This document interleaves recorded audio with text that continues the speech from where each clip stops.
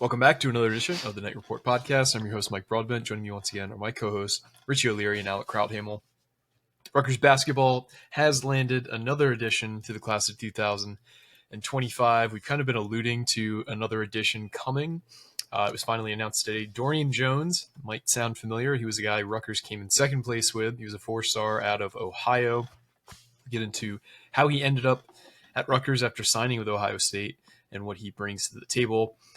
Greg Schiano also met with the media today and announced there are two season-ending injuries that occurred during camp. One to transfer offensive tackle Ryder Langsdale, and one to Steven Murray, Steven Murray,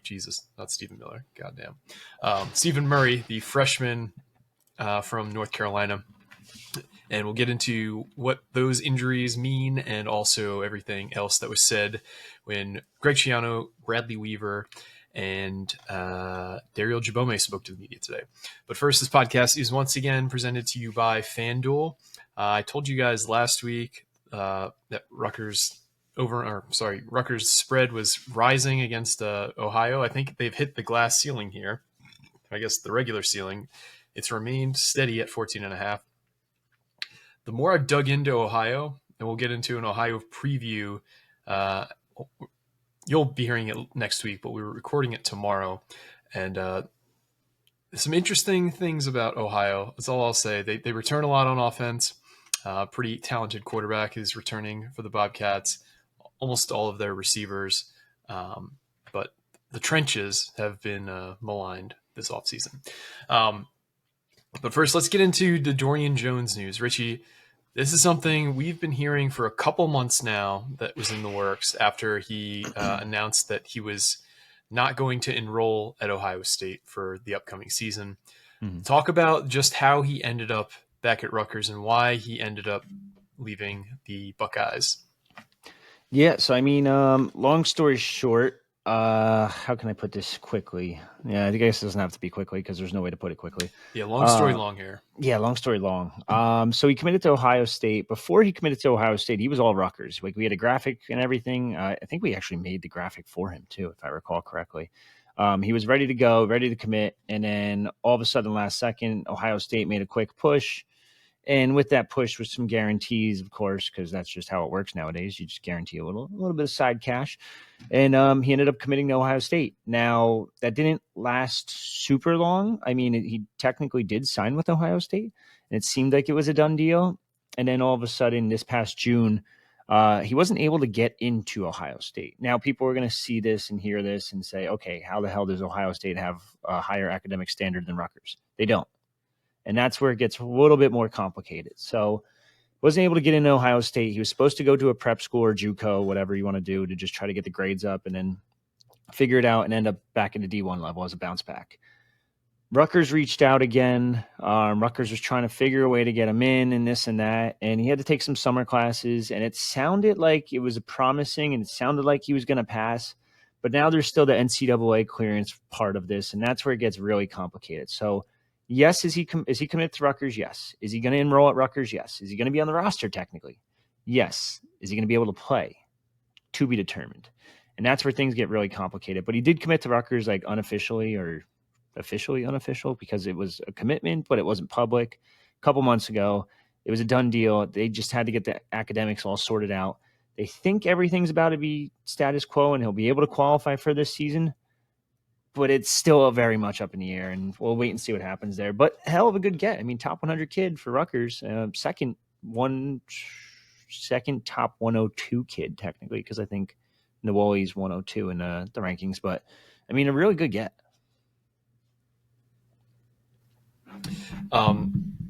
Yeah, he's a consensus. He's the consensus 93rd overall player in the class. Like you said, Rutgers was a finalist for him. He is listed at 6'4", 160 pounds, so he's definitely going to need to put on some mass. Yes. But Alec, what is it about his game that intrigues you? A lot of it is just his athleticism and his defense.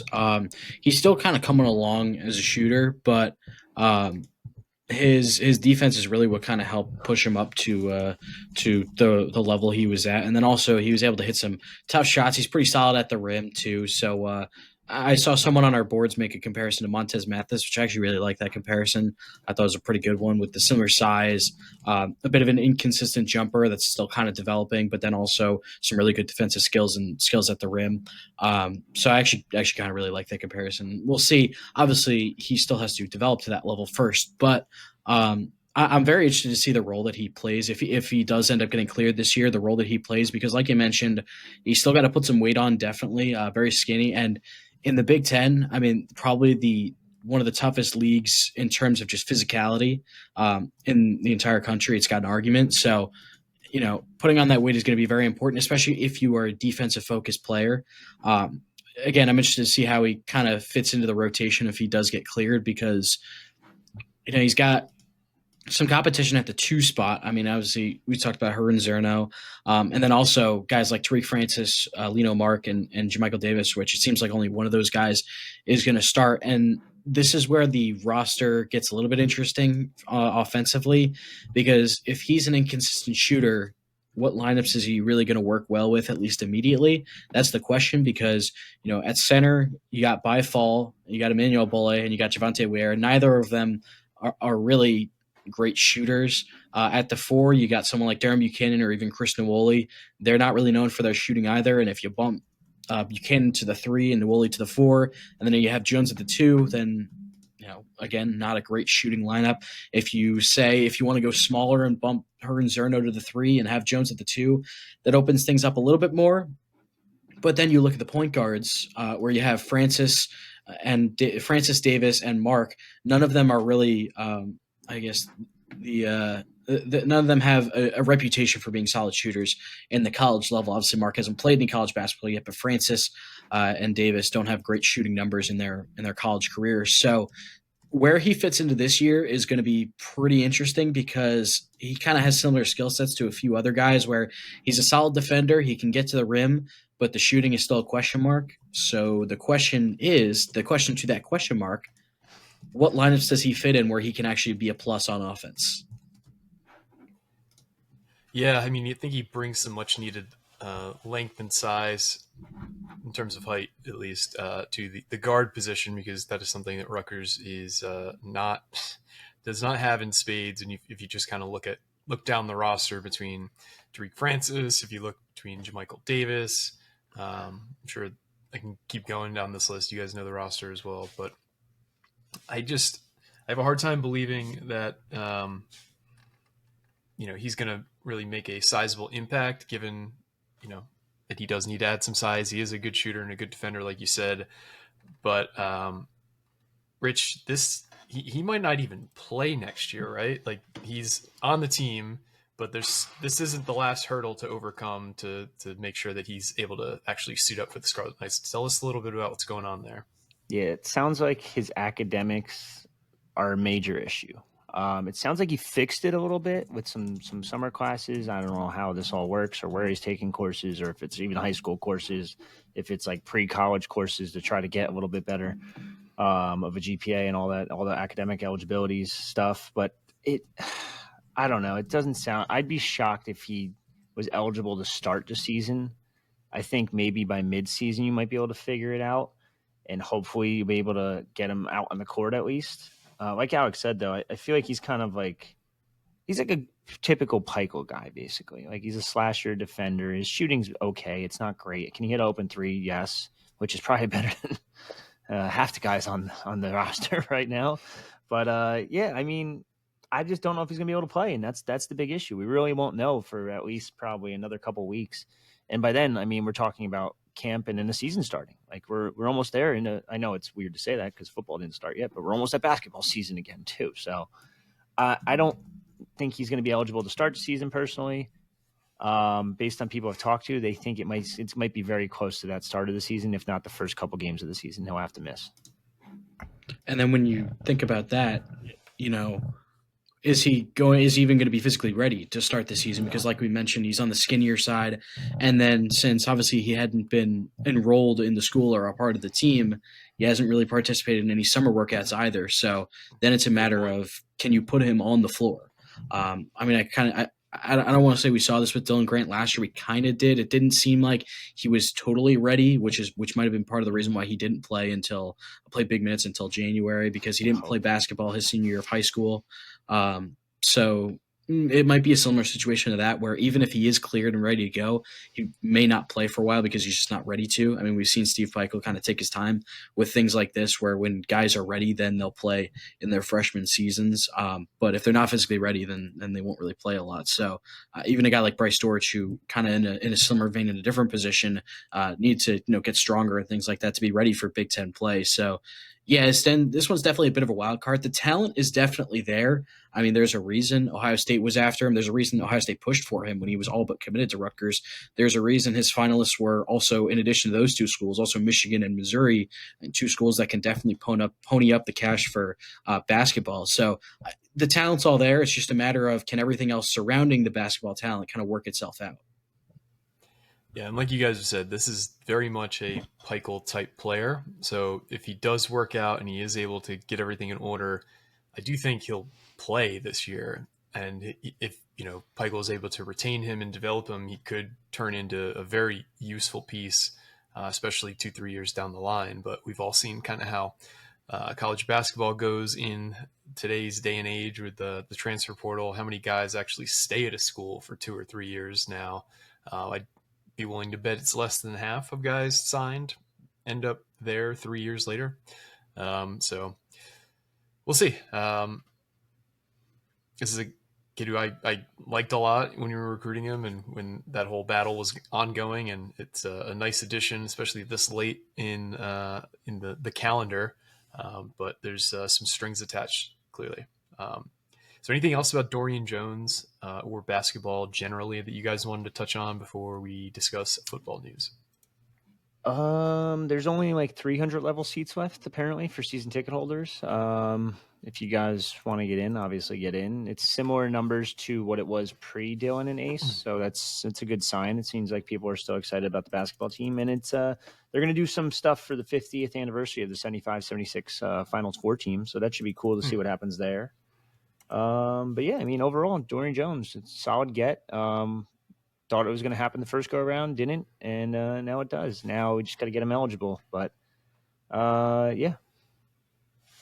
Any idea when we'll get a chance to actually see the team practice, or is that not a thing this year?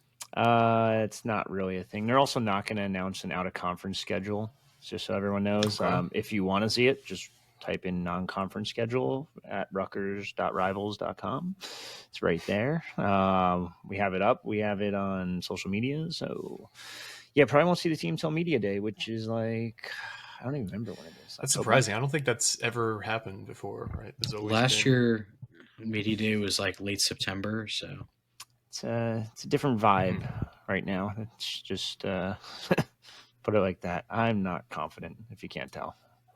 Yeah. Well, hopefully they can prove people wrong. I hope they prove me wrong. Yeah. Nobody wants to, root for or cover a team that's struggling. When a team, I just want to kind of set that straight again. We've said this before, but like when the team is successful, the media is successful as well. So this is not anybody rooting against this team. I don't think anybody who covers Rutgers is rooting against this team. Whoa. So who do we think? Yeah. Okay. All right, let's switch to some football. Greg Schiano met with the media today, and it wasn't a very substantive presser. He prefaced the presser with saying that they're going to talk about Ohio on Monday, and that's when game week is going to be discussed. And this was kind of like a pseudo recap of training camp.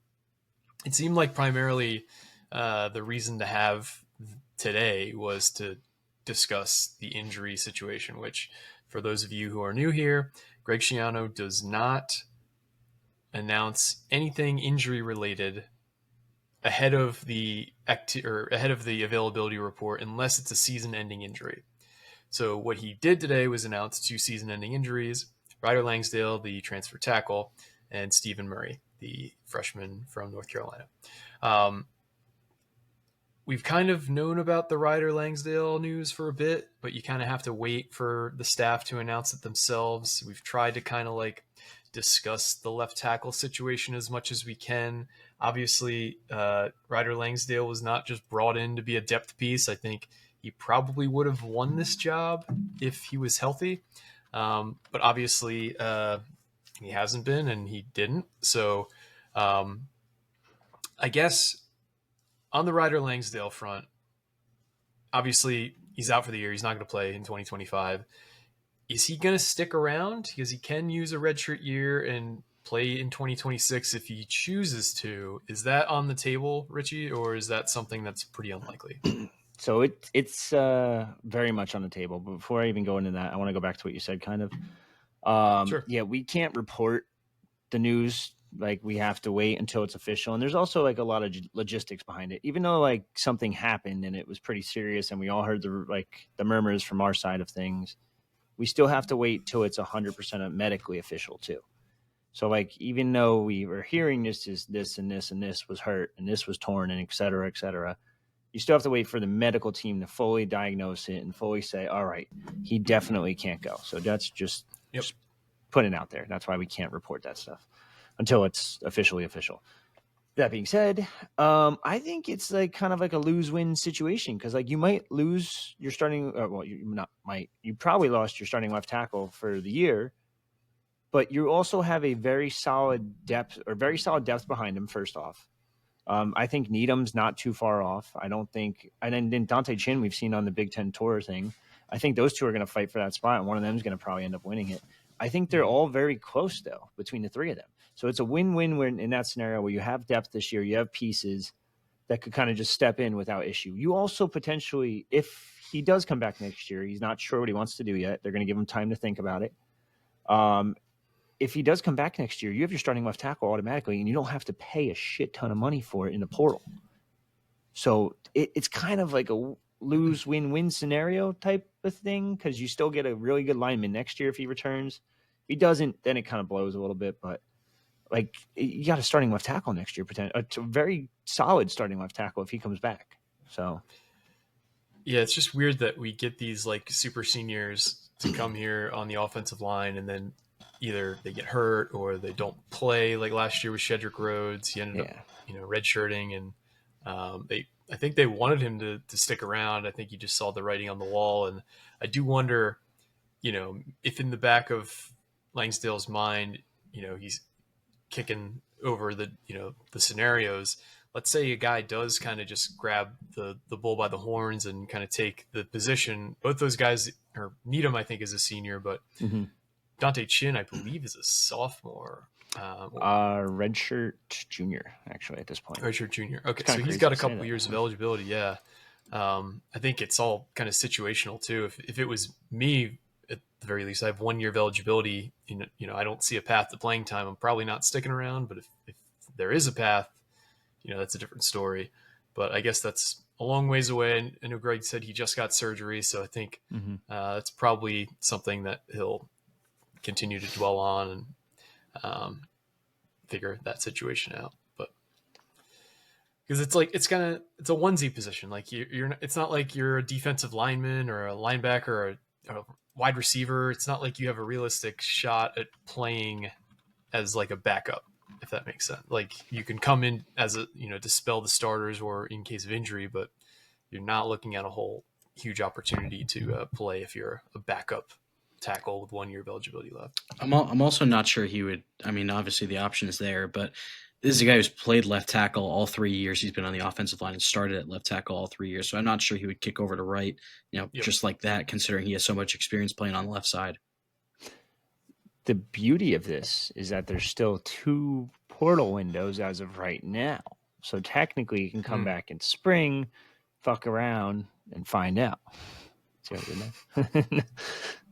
No, he could you could see if he's winning the job or not by spring, and then he could probably have a good feeling, all right, I'm not winning it. Maybe I should go down to like a G5 level or even lower if you need be. But I think he's a very capable power forward, like offensive lineman. So if he could stay, and the other thing about this all is this also kind of helps.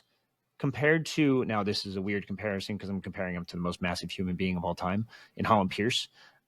He was a lot thinner of a tackle. He wasn't as bulky. Yep. He wasn't as yoked. He was also working with a Lafayette strength and conditioning program. Let him work with Rutgers for a year. Let's see what they can put on, like what kind of weight they can put on him, and kind of bulk him up. And combined with that 6'7" size, combined with the caliber of lineman that I think he was previously at Lafayette, and what I thought he was in camp in spring, or not spring because he wasn't there in spring, in camp. I think the sky's the limit for him, and I feel like that's a potential like stopgap next year at left tackle. Even, now, if Chin's the guy, then totally different story. But and then you also get a year to work with one of the more, I guess, well-regarded position coaches in college football on the offensive line as well. I always thought it was interesting that he was going to come in and potentially fight for that starting job despite not being with the program during spring. I mean, that's just kind of the new age of the transfer portal at the spring window. It's more popular than ever, but I was kind of wondered about that, how that would work. Obviously, there's training camp for a reason, but I mean, if he really does want to come back, obviously he's going to have those conversations, those decisions to make for himself. But if he does want to come back, if he makes that decision early, he can really go all out on his rehab and things like that. Because, like Mike, like you said, Schiano had said that he already had the surgeries. Now it's just all rehabbing and getting back to your usual self. So if he can do that, and if he locks in on staying at Rutgers, if he locks in on that decision early, not saying he will, but in the scenario that he does, that'll only help him because it gives him something to work towards, and he'll have the strength program at Rutgers and the coaching to help build himself back up and potentially be even better. Yeah, and I think you said it great. This is an opportunity for him to add some serious bulk if he's sticking around. But that's kind of all the Ryder Langsdale news. The Steven Murray injury is a bummer for him, but realistically, he's a guy who probably wasn't going to get a ton of playing time. Very likely redshirt this year. I mean, most true freshmen are, going to be redshirt candidates to begin with. But you hate to see anybody get hurt, especially for, a season-ending injury. So speedy recovery, hopefully, for Steven Murray. You guys spoke to not only Greg Schiano, but like we said, Bradley Weaver and Dariel Djabome. Djabome, they've, you guys have spoken to several times this offseason already. Bradley Weaver, I'm glad that finally got to hear from him. Very guarded with his comments. I think he definitely wants to not put any bulletin board material up for Ohio, his old team who we play week 1. Definitely doesn't want to say anything to kind of rock the boat as the new guy. Alec, you asked him a really good question though with Jet Elad. Do you want to talk about what he said with Jet Elad? Yeah, so they overlapped for, I want to say 1 year, maybe 2, but definitely 1 year at Ohio. And obviously it's been a while because Elad's been to UNLV in between, and I think that was his only stop in between. But he's been elsewhere in between, and now they're reunited at Rutgers. So I asked him, what's he like as a player from that vantage point, and he had some really good things to say about him. Just that he's a great player and really really athletic in the back end of the defense. I mean, I guess this relates to him. We saw it down in West Virginia. There was a player that was ruled, I believe, academically ineligible from the NCAA for some, I don't know, whatever the NCAA is getting up in court about. But they filed a temporary injunction. It was actually granted. So he is, I forget his name, but that player for West Virginia is going to be able to play this year. Is granted an injunction down in West Virginia by a judge down there. So I can't imagine at this point that, I have to imagine things are looking good. I don't want to jinx it or confirm anything, but I have to imagine things are looking up for Jet Elad to be able to play this year, and it feels like it's leaning towards this may get resolved after the season, in which case it probably won't matter because this is last year of college eligibility. So for Rutgers, it won't really matter all that much. So I thought that was a really cool answer that he gave, talking about his current and then former teammate. But yeah, like you said, he was very complimentary of Ohio as a program and the things that they did when he was there. Don't want to give, obviously, like you said, don't want to give him anything to any bulletin board material to go after. I thought he was asked a pretty cool question about what does it look like? Because they in 2023, I believe they beat Iowa State. So what does it look like from a MAC team perspective going into a Big Ten stadium and playing that team that's probably going to be favored? I thought that was a really good question. I thought he handled it pretty well. He said, both programs have had some great success over the last couple of years, and they're both going to be looking towards the same goal, and that's to win the game. So, not a ton of, obviously nothing really explosive from him, but I thought he had some interesting things to say. Rich, was there anything from what Schiano said or either of the players that stood out to you from today? No. It was honestly I appreciate all they do for us. I'll say this, and I really do. But this was just a pointless press conference, minus the injury things. It's tough because you want to ask about Ohio, but you're going to save all that for Monday, and that's because that's the Ohio press conference. I didn't think there was a need for this press conference, but it was interesting to hear Bradley Weaver talk about Ohio and his time there. But it's none of these guys say anything either. They're all so closely guarded and close to vest that if they don't say the word "chop" every other sentence, it'd be shocking. And it's no offense to them. It's just it's the new age of football. Some coaches just keep their players close to vest and make sure they don't say a single thing that's bulletin board material. Others just don't give a shit. So it's one thing. It's interesting how it works. Yeah, one thing from Djabome that I did like that he talked about was how he kind of grew as a leader in terms of, he was battling for a role last year, and now he's entrenched as a starter, being the guy.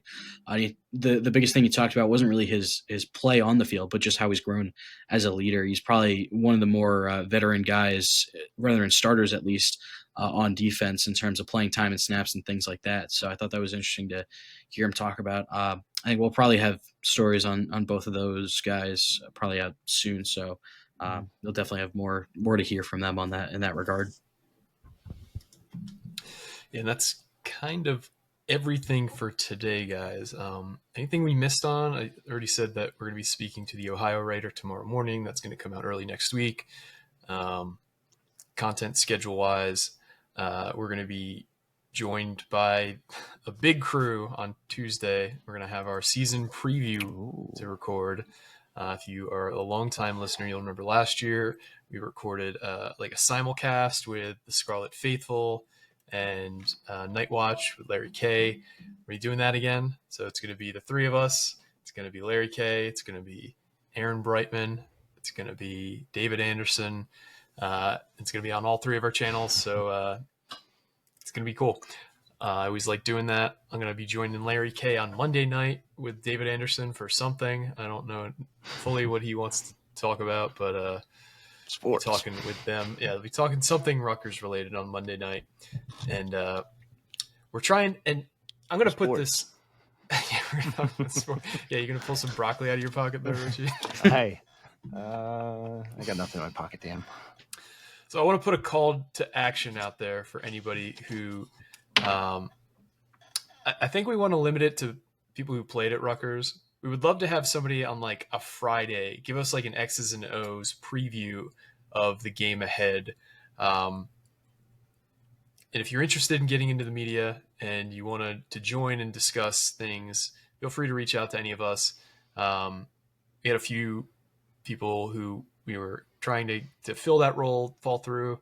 So you don't necessarily have had to have played for Rutgers. If you are a Rutgers fan and had some experience coaching or playing the game, I think that's kind of what we're looking for, because we're all very vibes based with the team, and we do our best, but I don't think any of us would be in a coaching hunt anytime soon. So speak for yourself. I played flag football in the second grade. Good point. Well, we've lost Richie. It looks like I think he's out there misbehaving. So he was reaching for something. He was reaching for a helmet. I don't know what he's doing now. Yeah, what he reached for was the power cord. But all right, there he is. Back. Didn't work. Tried to put this bad boy on and say I found a football guy, but it didn't work. It just doesn't fit anymore. I got a big head. Oof. Anyway. All right. So sorry, that's all I got. Are we done? What do you got, Richard? Right. Yeah. Ryder Langsdale. I know we just talked about him. I forgot to mention this part. When the Big Ten crew was there, BTN crew, It was after he got hurt. So they were raving about the offensive line without him being there. Put it like that. Good news. Just saying. Offensive line, still very high on it. All right. Well, I don't know when our next pod will be released. I want to say Monday. We could aim for Monday morning for our game preview, and then Wednesday and Thursday, I guess we'll do our season preview. I don't know. We got to figure that out, but Thursday. At least we'll be releasing it Thursday morning. What about the guys that tailgate at like 5 a.m? Queens They can watch at the tailgate. Yeah, so you'll have at least 3 episodes next week to hear us talk about before the game. And then we'll have bring your generator, a live show. Yeah, bring your generator, bring your TV to the tailgate. Have us playing all throughout the lots. I'll be circling around some of the lots, so if I'll be hoping to hear us at some point. Have to DUI checkpoint you before you go in the press box. Oh my gosh, I don't know about all of that. Yeah, we're aiming for, in terms of content schedule, to have 4 pods a week this season. Very least 3, but we're aiming for 4. So just putting it out there so we could hold ourselves to it. So, but that is all we've got for you guys today. I want to thank you all for listening once again. Anybody who's liked, rated, reviewed, we're almost at 200 5-star reviews on Apple. Would love to break that glass ceiling for us. So if you haven't reviewed the podcast, love to hear get a 5-star review from you. If you have any friends or family who are Rutgers fans who do not know about the show, we would love for you to pass along the good word. Or if you're not, subscribe to the YouTube page or following the pod on your favorite podcasting app. I don't know what you're waiting for. Please do us that little favor. Sign up for $1 and follow us. You could also sign up. Yeah, like Richie said, the Night Report right now, you could sign up for a full year. Or you could sign up for $1 right now and get a full year access to The Athletic, which is a great publication, obviously. A lot of great deals going around on the Night Report right now. But for me, Richie and Alec, this has been another edition of the Night Report podcast. Signing off.